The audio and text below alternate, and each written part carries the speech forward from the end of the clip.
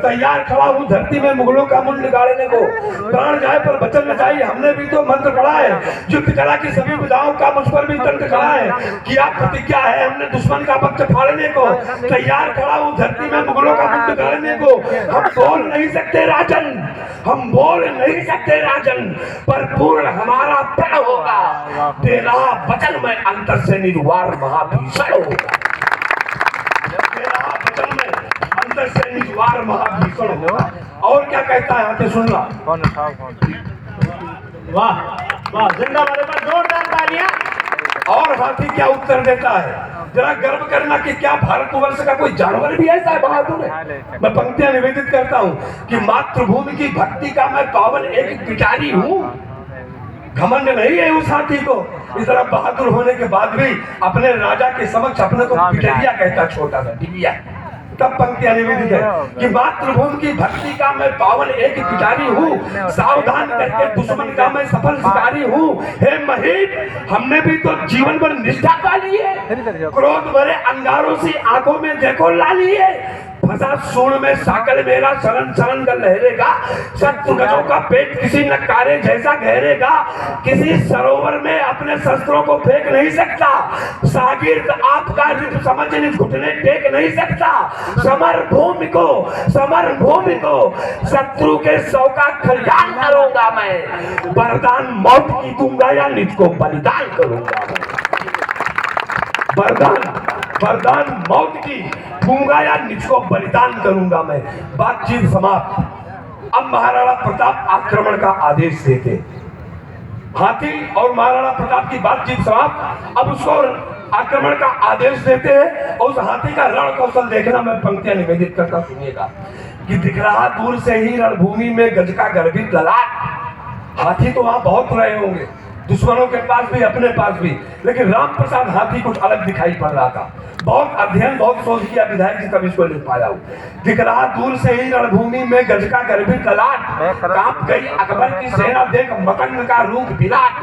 पाते ही संकेत महावत का हाथी जब दौड़ गया, चिघाड़ मारकर एक लिंग ईश्वर की जय बोल गया। महाराणा प्रताप भगवान शंकर के पुजारी थे, वो हाथी भी कभी कभी लोटे अपने सूंड में जल लेकर के मंदिर पहुंचता था, इसलिए एक लिंग भगवान का मैंने नाम लिया। कि दिख रहा दूर से ही रणभूमि में गज का गर्भित ललाट, कांप गई अकबर की सेना देख मतंग का रूप विराट।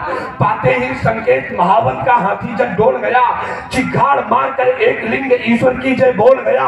थर थर कांप गए बैरी सुन राम प्रसाद का स्वर बुलंद, चीते सी चाल देख करके बैरी गज की हुई मंद। समर भूमि पर हस्ताक्षर कर डाला चारों पैरों से, भयभीत नहीं हुआ था हाथी नेस मात्र के गैरों से। गज के प्रताप को, हाथी के प्रताप को देख शत्रु की याद आ गई नानी थी। और अगली पंक्ति पर हाथ खोलना कि गज के प्रताप को देख शत्रु की याद आ गई नानी थी। ऐसा होता था प्रतीत रण में चंडिका भवानी, ऐसा होता था प्रतीत रण में। अंतिम पंक्तियां पढ़ता हूं, कविता को छोटी करके और अपना स्थान लेकर सुनना। इस धमक धमक धम धमक धमक पैरों का धमक भयंकर था। उसकी चाल देखिए, हल्दी घाटी के मैदान में हाथी जब पैर रखता था, अब एक छोटा सा जूता पहनते उसकी टाप बड़ी दूर तक सुनाई पड़ती है, लेकिन हाथी के पैर खंबे जैसे पड़ते थे हल्दी घाटी के मैदान में, तो उसकी झंझलाहट कितनी दूर तक सुनाई पड़ती होगी कि धमक धमक दम धमक धमक पैरों का धमक भयंकर था। राम प्रसाद रणभूमि में बन गया आज प्रलयंकर था। जैसे ही लहराया साकल सलन सलन स्वर गूंज गया, आते ही चपेट में दुश्मन पलक झपकते जूझ गया। अपने दुश्मन को बिन उत्तर का सवाल हुआ देता था, गर्दन पकड़ मलेच्छों को नभ में उछालवा देता था। हाहाकार मचा ऐसा कि त्राहिमाम ने बोल दिया, हाहाकार मचा ऐसा कि त्राहिमाम ने बोल दिया। भागो प्राण बचाओ गज ने मृत्यु पंजिका खोल दिया। जो बड़ा सामने राम प्रसाद के, जो बड़ा सामने राम प्रसाद के कोने में उसे सहेज दिया। बहुत बड़ी बात कहने जा रहा हूं, तालियां खामोश न रहे।